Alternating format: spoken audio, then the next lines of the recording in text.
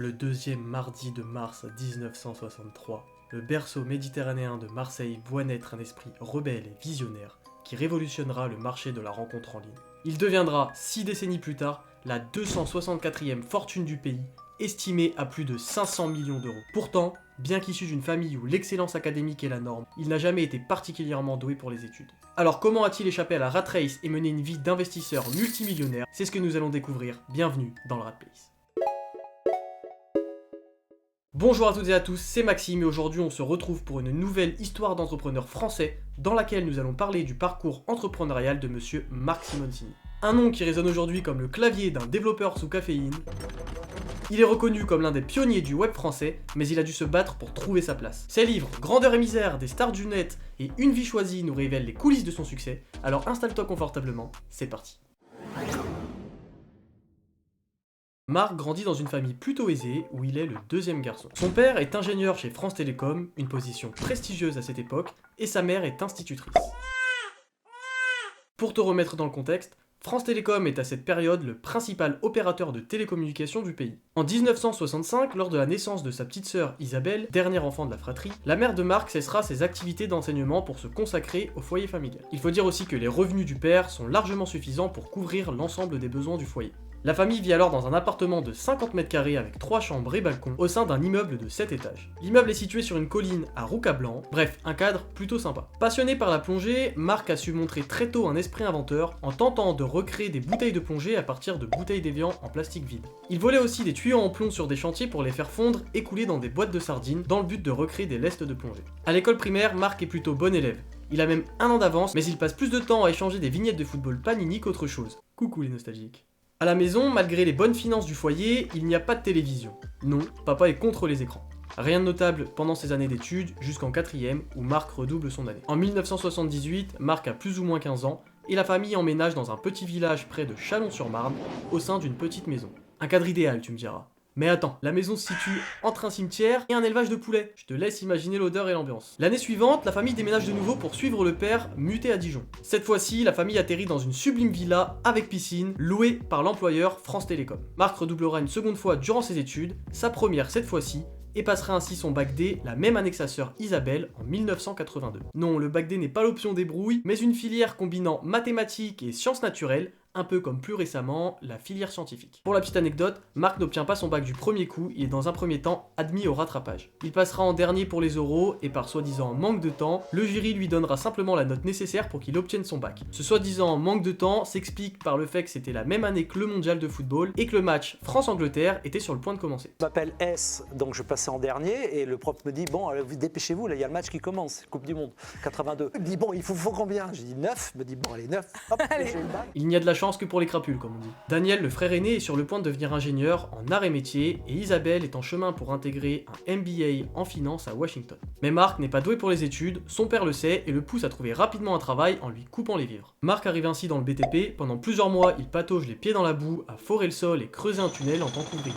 Il gagne alors 3000 francs par mois, un salaire plutôt confortable pour un jeuneau hébergé à titre gratuit qu'il dépense sans compter et sans épargner. Il faut croire que nous n'avons pas tous la même définition de couper les vivres. Bref, 3000 francs, ça correspondrait aujourd'hui à plus ou moins 1150 euros. Petite anecdote, à cette période, Marc arrachait des crocodiles Lacoste sur des articles en boutique pour les faire coudre par la mère d'un copain sur ses propres chemisettes bon marché. À croire que tous les entrepreneurs ont une part d'ombre. N'est-ce pas Eric? Au passage, je t'invite à regarder ma vidéo sur Éric Larchevêque si ce n'est pas déjà fait. Le plus drôle, c'est que cette dame cousait les crocodiles en plein centre verticaux et la tête en bas. Aucun commentaire. Ceci dit, Marc démissionne du BTP après quelques mois pour exercer pendant quelques semaines seulement comme manutentionnaire. Marc est à découvert lorsqu'il part ensuite tenter sa chance aux États-Unis, dans le Connecticut, où vit sa marraine. Ouais, on n'a pas tous la chance de pouvoir changer de pays comme bon nous semble.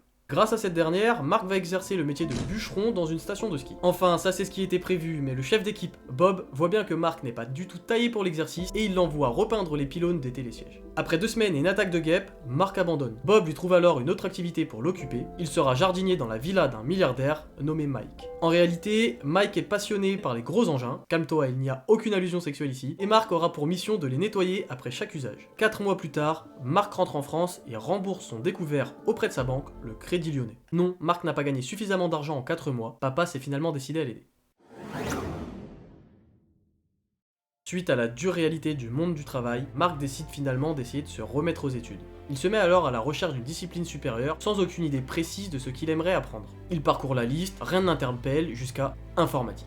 Marc justifie son choix comme suit. J'entends ce mot depuis toujours, je n'ai aucune idée de ce qu'il s'agit, mais ça sonne bien. Le concours d'entrée est difficile, il faut envoyer un chèque. Bien évidemment, papa s'en charge et Marc est admis à l'école supérieure d'informatique de Montreuil. Une école privée ayant pour mission de former des programmeurs. C'est parti pour 2 ans. L'emploi du temps est assez cool et permet à Marc d'exercer un petit boulot à côté. Marc sera chauffeur au volant d'une 4LF6 pour la distribution du courrier interne du Crédit Lyonnais. Lors de la période de stage obligatoire, Marc parvient à dégoter un stage chez les Galeries Lafayette. Sa mission est de réécrire le programme de gestion des stocks des magasins. Très vite, Marc abandonne, il ne se sent pas à l'aise avec l'ambiance du salariat. Via le réseau de papa, nous y revoilà, Marc parvient à obtenir un autre stage chez Énergie Vidéotex, EV pour les intimes.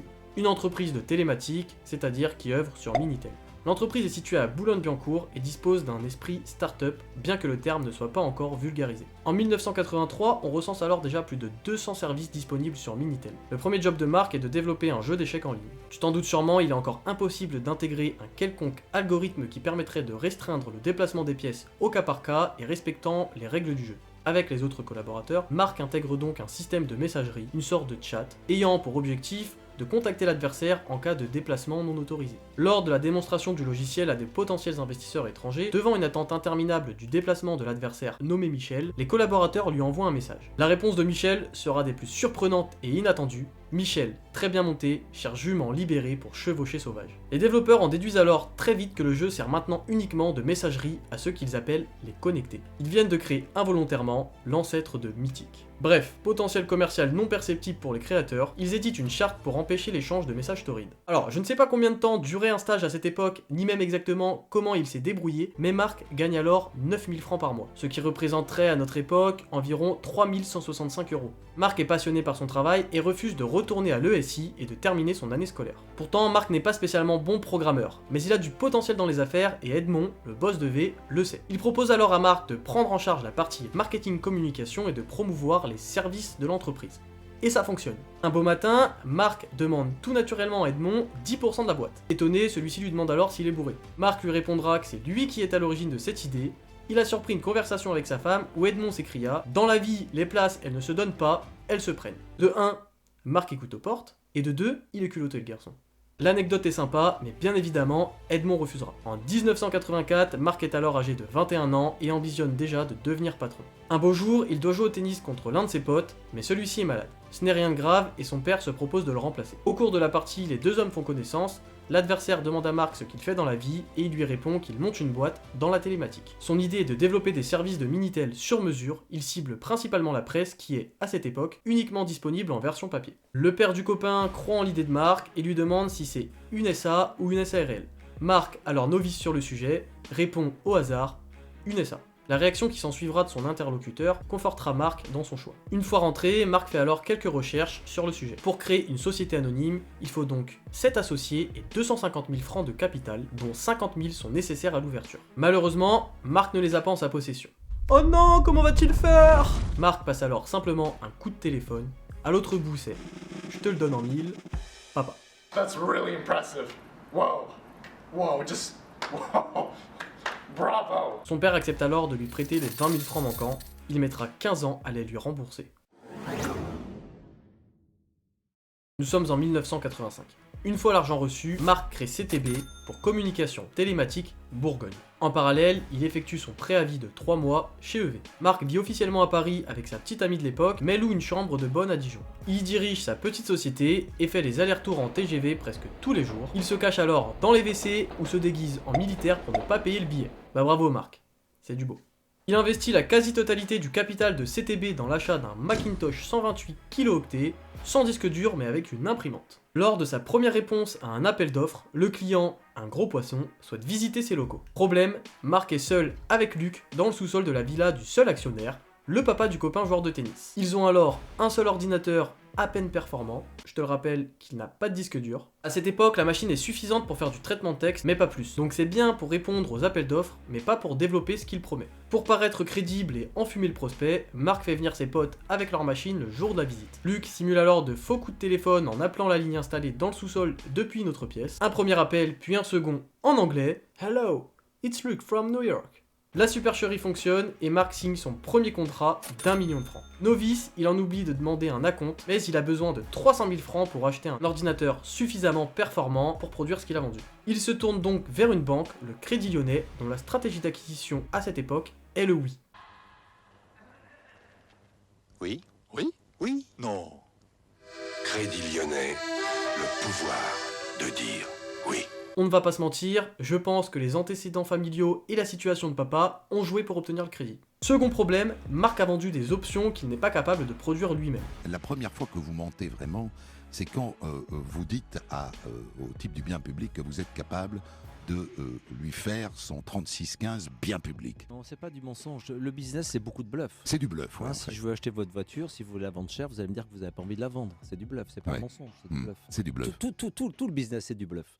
Il faut donc embaucher quelqu'un rapidement. Il appelle alors son directeur d'université en vue de trouver un étudiant qui serait en mesure de collaborer. Celui-ci le mettra en contact avec son propre fils, François, un génie de l'informatique, capable de réaliser en 10 jours ce que Mark n'est capable de réaliser qu'en 6 mois. Le succès de l'entreprise est rapide, d'autres clients se présentent rapidement pour obtenir leur propre 3615, et la messagerie du Père Noël.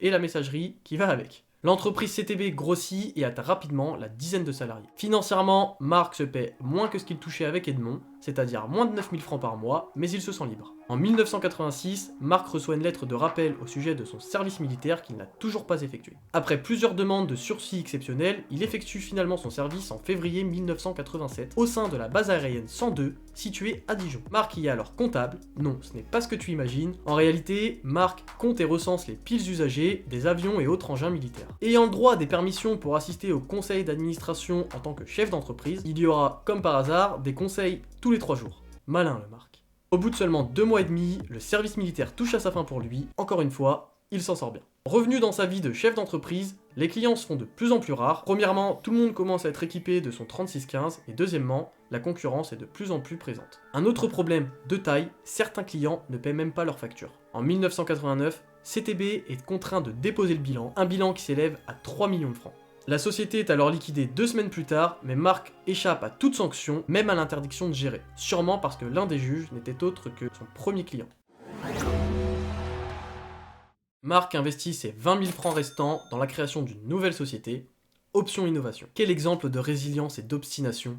Coucou Anthony! Si tu n'as pas vu ma vidéo à son sujet, je t'invite à le faire. L'idée d'Option Innovation est de vendre de quoi faire fonctionner un Minitel comme un ordinateur. C'est technique, mais grossièrement, le Minitel permet de se connecter à un réseau pour échanger. Mais sans le réseau, ce serveur situé à distance et appelé terminal, le Minitel n'a aucune utilité étant hors ligne. Mark, associé à François, souhaite donc proposer un boîtier qui permettrait d'ajouter au Minitel de la mémoire et un processeur en vue de le transformer en ce qui se rapproche d'un ordinateur. Le logiciel d'exploitation est développé par François, génie de l'informatique, et Mark joue alors le rôle de commercial. Mark va surtout découvrir et accumuler les aides proposées par l'État, puces, cire et bien d'autres. Il va ainsi récupérer de l'argent partout où c'est possible. Il est quand même bien fait le système français, hein.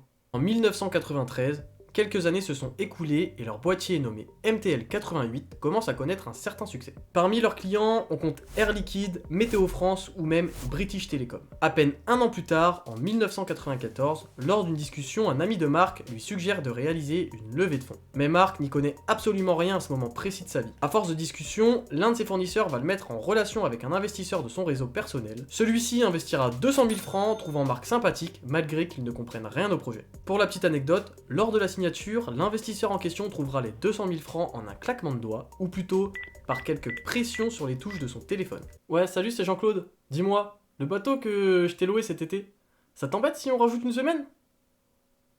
Tu m'envoies le chèque? Ok, je t'embrasse. Bref, les boîtiers MTL88 finissent par ne plus rapporter suffisamment, le business model s'épuise.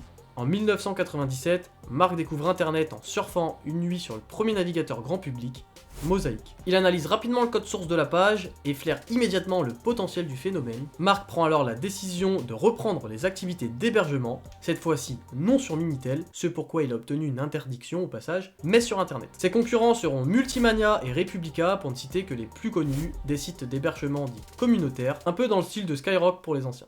Mark y investit les 300 000 francs à disposition sur son compte en banque, le résultat de 10 ans d'épargne. 3 mois plus tard, Mark est contacté par ce qu'on appelle aujourd'hui un business angel. Ce dernier est tombé sur une ancienne annonce postée par Mark proposant la mise en relation entre investisseurs et porteurs de projets. Visionnaire le Mark. Marc vendra à cet investisseur nommé Thierry de Passemar 50% des parts de Option Innovation pour une valeur d'1 million de francs. En 1998, naît ainsi le site iFrance.com, un service d'hébergement de sites perso, c'est en quelque sorte l'ancêtre d'OVH. Chaque site attire de nouveaux visiteurs, dont près de 3% créent à leur tour un site hébergé chez iFrance. Cette même année, l'équipe de France de football remporte la Coupe du Monde et iFrance est dans le top 15 des sites les plus visités. Le modèle économique du site est simple, monétiser le trafic sur ses serveurs en proposant des espaces publicitaires spécifiques grâce aux différents domaines des multiples sites internet présents sur les serveurs. Sport, voyage, cuisine, etc.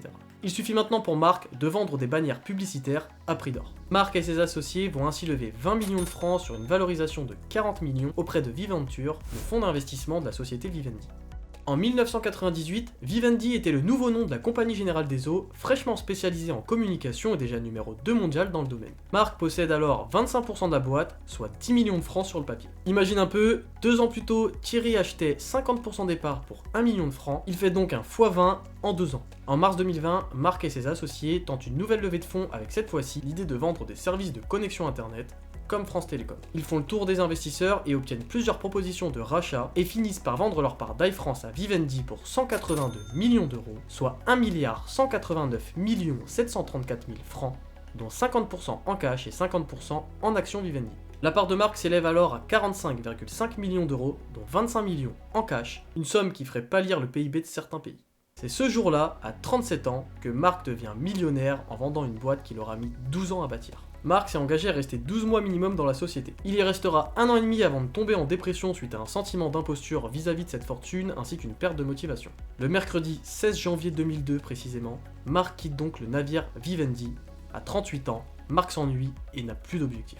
Marc commence alors à investir à son tour dans de petites startups telles que l'agenda.com, une boîte qui propose des sorties et des loisirs dans laquelle il investit 1 million d'euros, pensefête.com, une boîte qui envisage de révolutionner le cadeau via le mobile, où Marc investit également 1 million d'euros, ou encore 1000merci.com. Les deux premières seront des désastres, mais la troisième, une boîte de marketing interactif, sauvera les meubles. Marc y investira 2 millions d'euros et 6 ans plus tard, celle-ci entrera en bourse sur une valorisation de 68 millions d'euros.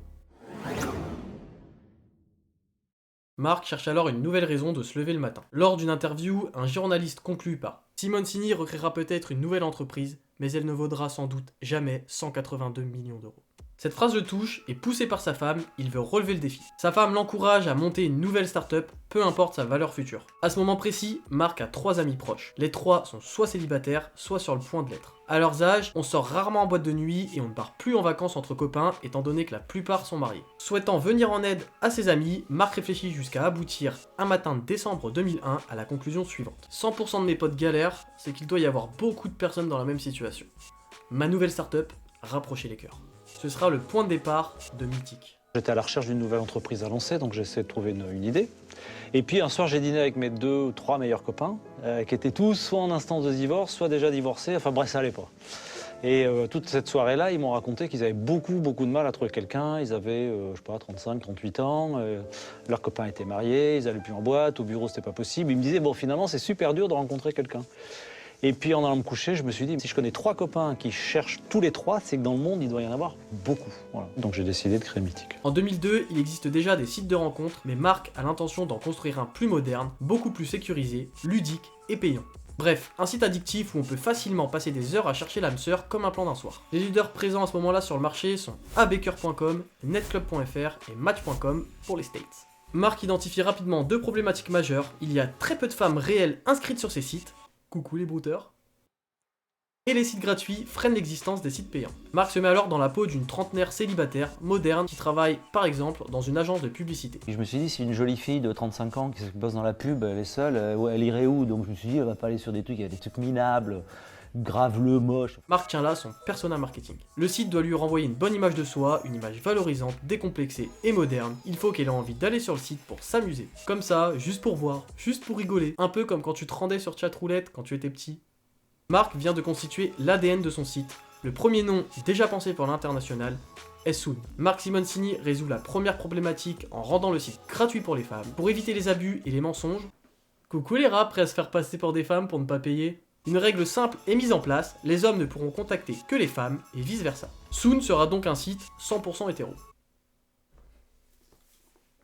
À ce moment-là, suite à sa période de dépression où Marc dépensait sans compter, il ne lui reste plus que 800 000 euros. Ok, c'est plus que bien déjà. Mais je te rappelle qu'il disposait de 25 millions d'euros, même si une grosse partie a été utilisée pour payer les impôts sur la vente de la société. On a quand même beaucoup de mal à imaginer que quelqu'un puisse se donner de l'argent à une start-up et puis si ça marche une fois sur 1000, pas payer trop d'impôts. Moi j'ai une centaine de start-up et je paye chaque année l'ISF sur la valeur de mes start-up. Bon, je trouve ça un peu ahurissant d'être obligé de payer l'ISF sur des start-up alors que je ne paye pas l'ISF sur des tableaux. Et qu'est-ce qu'on dit? Je fais coucou et je remercie Jackie et Michel. Merci la France plutôt. Marc injecte la totalité de ce qui lui reste dans le nouveau projet. Nom de Dieu, Randy, tape ses couilles! Marc mise beaucoup sur la sécurité du site, une valeur pour laquelle il se dit que les gens sont prêts à payer. 3 mois plus tard, en avril 2001, le site est lancé en live sur France 2. C'est au tout dernier moment que Marc renomme Soon en Mythique, un nom trouvé par une agence de relations, et Mythique est gratuit à son lancement. Peu de temps après, dès le mois de juillet, Mythique ajoute une monnaie virtuelle appelée Credits, qui permet d'utiliser certaines actions payantes du site, comme envoyer un message à un membre. On peut obtenir des crédits en réalisant certaines actions, comme ajouter une photo de profil, ou en effectuant un paiement par carte bancaire, ou via un numéro surtaxé, comme pour les crédits Abo Hotel pour les anciens. Par manque de liquidité disponible, Mythique doit rapidement réaliser une levée de fonds. Marc va alors faire appel à ses amis anciennement actionnaires chez iFrance. Il vendra 25% de la société pour 3,8 millions d'euros. En parallèle, au mois d'août 2003, l'action Vivendi passe de 120 euros à 8,92 euros. Marc, ayant contracté des crédits gagés sur ses titres Vivendi, se retrouve endetté de 8 millions d'euros. Marc doit alors vendre tous ses biens, mais ce ne sera pas suffisant. Pour lui éviter de vendre Mythique, Thierry, l'un de ses amis actionnaires, met de l'argent en caution pour faire patienter la banque. Thierry, c'est cet investisseur qui avait acheté 50% des parts d'iFrance pour 1 million de francs. Oui, je sais, toi aussi, tu veux un ami comme Thierry. C'est un peu comme si le matin, tu n'avais plus rien à faire quand tu te lèves. Donc ça a été dur à gérer. Et donc j'ai simultanément perdu mon job et après perdu mon argent puisque les actions Vivendi qui valaient qu'à 70 euros, elles valaient plus que 8 quoi. Donc j'avais en dette ce que je pensais avoir en argent. Mythique est devenu ma seule planche de salut. J'avais pas le choix pour rembourser ce que je devais aux banques. Il fallait que Mythique marche. En 2004, Mythique continue son ascension. Marc essaie alors d'acheter l'un des leaders, NetClub. Il propose 3 millions d'euros, le montant du CA de la société sur l'année. Le PTG refusera en demandant 12 millions d'euros. Le deal ne se fera pas et 10 ans plus tard, Mythique rachètera NetClub pour 1 euro symbolique. Quand on te dit qu'un tien vaut mieux que 2 tu auras, hein Anthony? C'est bon, je vais ne pas faire 2 fois la promotion d'une même vidéo.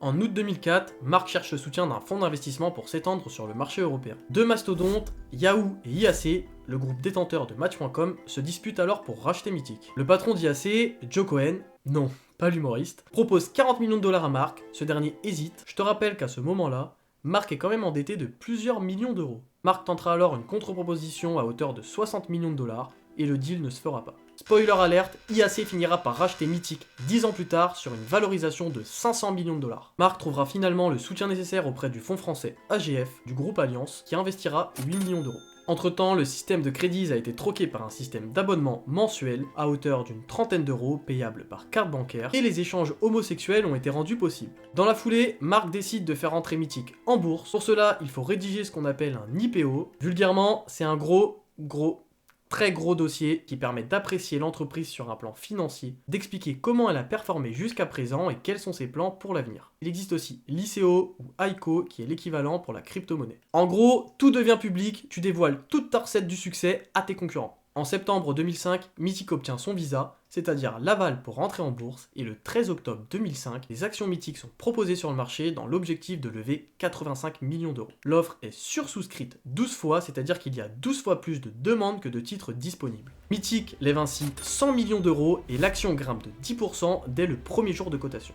La valorisation de Mythique monte alors à 350 millions d'euros, dont la part de Marc s'élève à 140 millions, soit 40% de la société. Avec cet argent, Marc achète les 6 mois qui suivent Yeyo en Chine pour 23,6 millions d'euros, Lexa en Hollande pour 12 millions d'euros et Par Perfeito au Brésil pour 21 millions d'euros. Match.com, le concurrent américain, voyant la croissance de Mythique, décide d'entrer en guerre et débarque en France pour tenter d'affaiblir Mythique à la source. En septembre 2006, le spot publicitaire Mythique de Match.com est diffusé sur toutes les chaînes télévisées françaises.